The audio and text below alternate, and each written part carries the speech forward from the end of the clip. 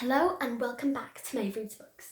So today I am really excited because I'm doing a review on a book called The Girl Who Drank the Moon, and I just love it so much. So I've seen other reviewers do this on YouTube, one or two, and it sounded really good. So when I went to my book club last month,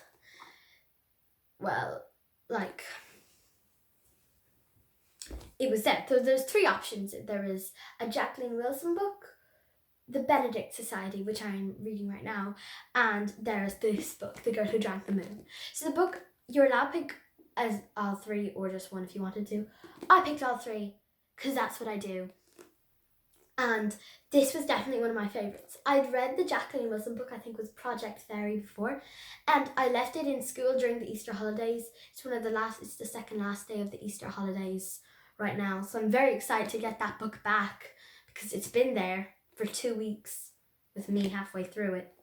And I read this book and I thought it was so good. It's about a witch and a village called the Protectorate. In the Protectorate, every year the youngest baby is put into a clearing in the woods as a sacrifice to the witch who forces them to give them their babies. One a year, nobody knows what they do with them, but she'll destroy them all if they don't give it to her.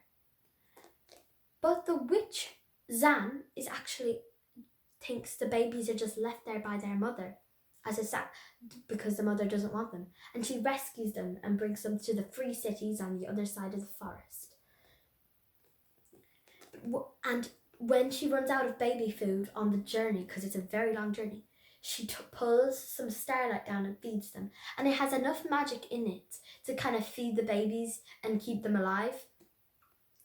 But one time, there's this baby that she loves so much.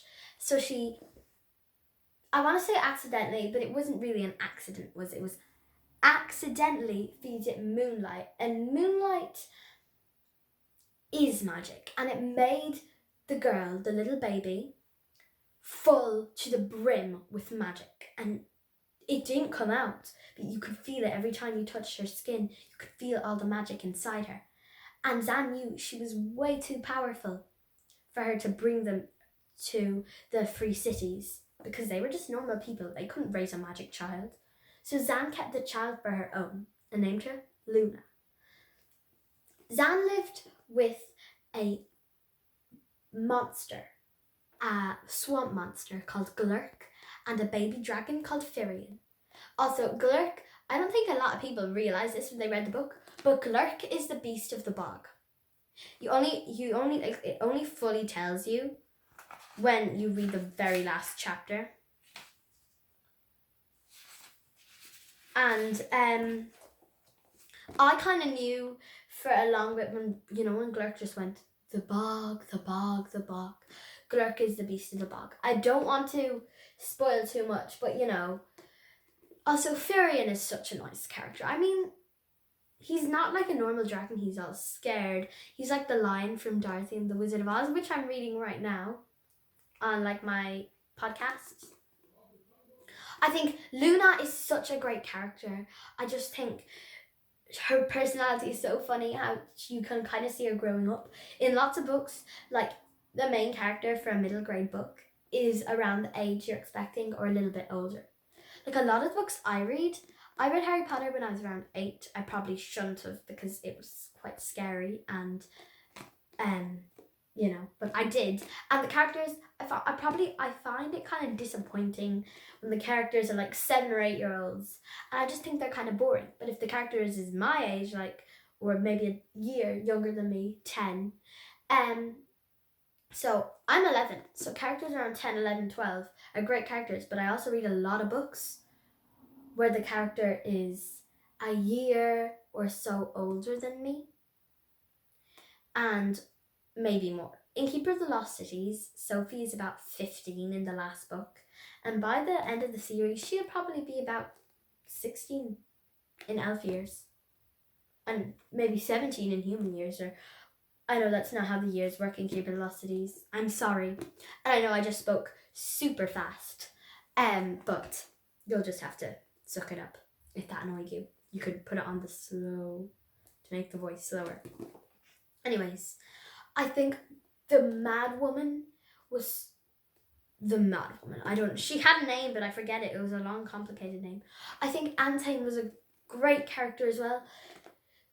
I found the tiger, the real witch, whatever you want to call her. I don't want to say her actual name because that's a spoiler. I found her a really weird, creepy character.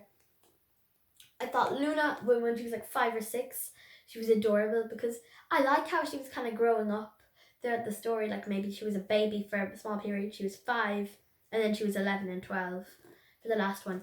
And I think maybe she turned 13, like, quite soon. Like, I think the Sorrow Eater was, like, ooh, so creepy. I know I mentioned that before.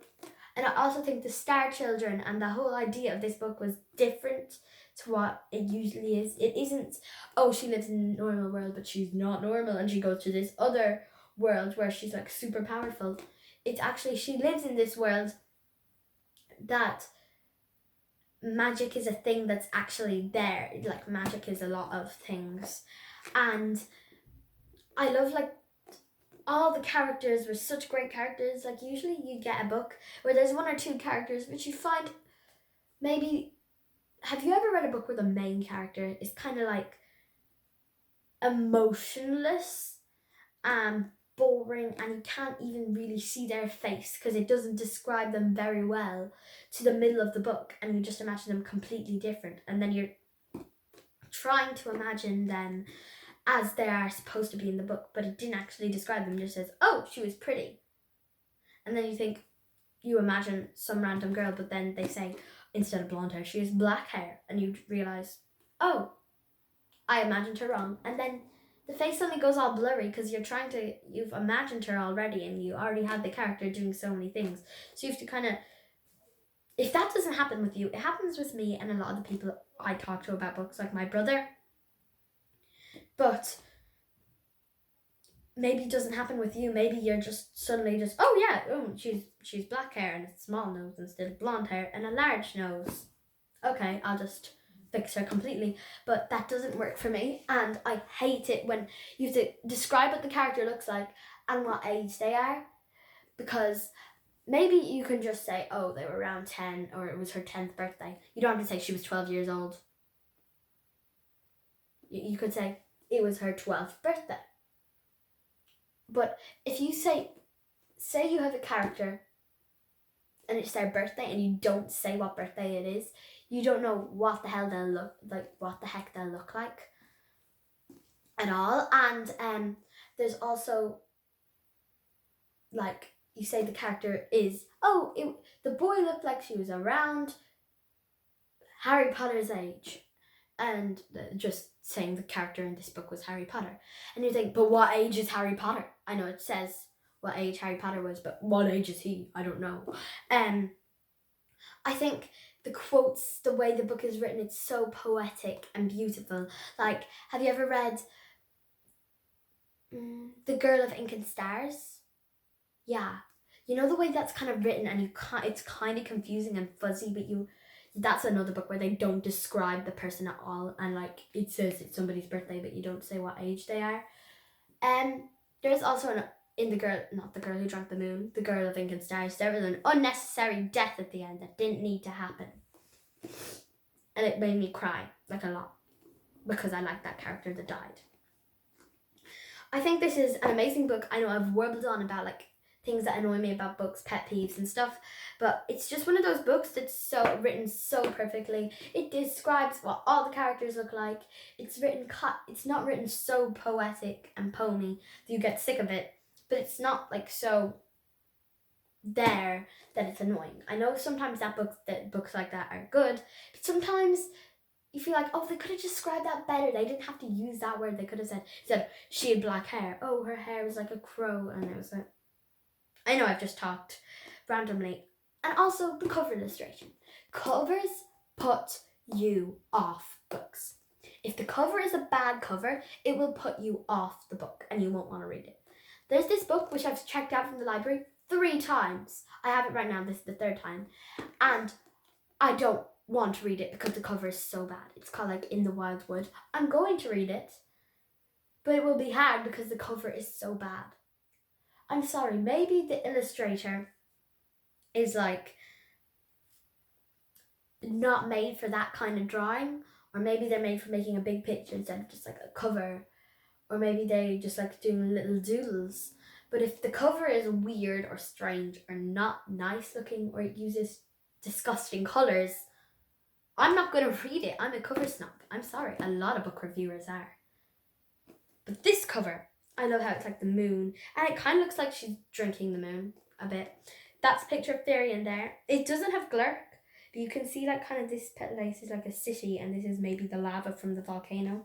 It has the paper birds, and it doesn't have any of Zan's magic. I thought they could maybe make some of Zan's or Luna's magic, but it's just pink stuff. You see these birds are pink. I like the colour pink. I know, I like the colour pink a lot. I like pink. But it should show maybe the bird should be blue or green like Zan or Luna's magic.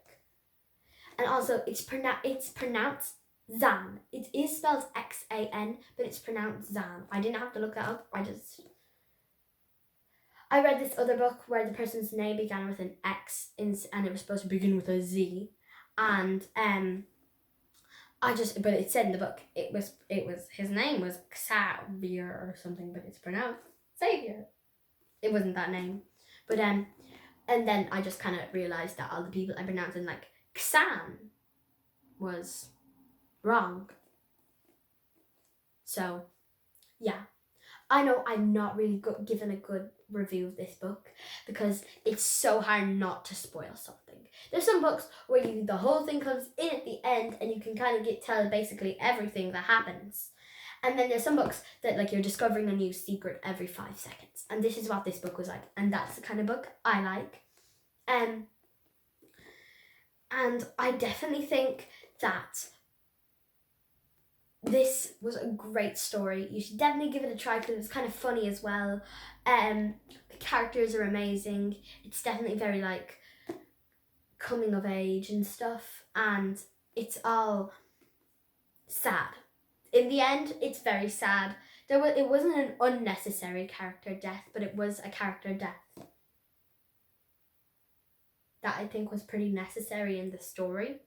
But it was sad because I liked that character. It wasn't the main character, that's all I'm going to say. I think all the characters, like Antane's wife, I forget her name, she's called like Athene or something. Athena? I don't know. I think she was a great character, probably my favourite. I loved Luna, I thought she was so funny. And Glerk and Fyrian, great characters. Recommend this book. 5 stars, 10 out of 10, 100%, other things like that. And it's also available as an ebook, it says, which I think means like a book on Kindle. So, read this book, and I think you will super enjoy it. If you don't like it, you should definitely at least give it a try. If you don't like the review, I know this was kind of a bit of a weird review, but I am very, very eager to get back to a book I am currently reading, not this one, a different one called The Benedict Society, which is very good and probably be my next review. Yeah, definitely be my next review. But I hope you enjoyed it. I thought it was a great book. I hope you think it's a great book as well. I know this review was a bit weird, but I've just said why. And thank you for watching, and I'll see you next week on Maeve Reads Books. Bye. And now I need to turn this off because my button that I usually use is broken.